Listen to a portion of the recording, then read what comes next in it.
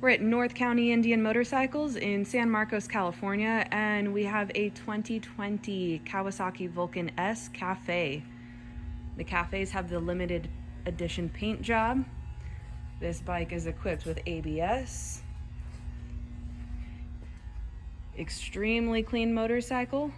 One of our employees traded it in, so we know it's very well taken care of.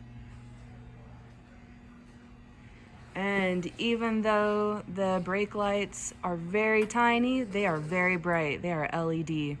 Has the LED running lights for the license plate as well. And mileage is also really low.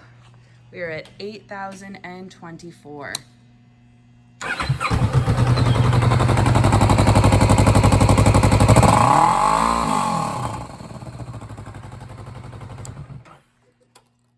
Sounds a lot better than most of the other cafes out there too.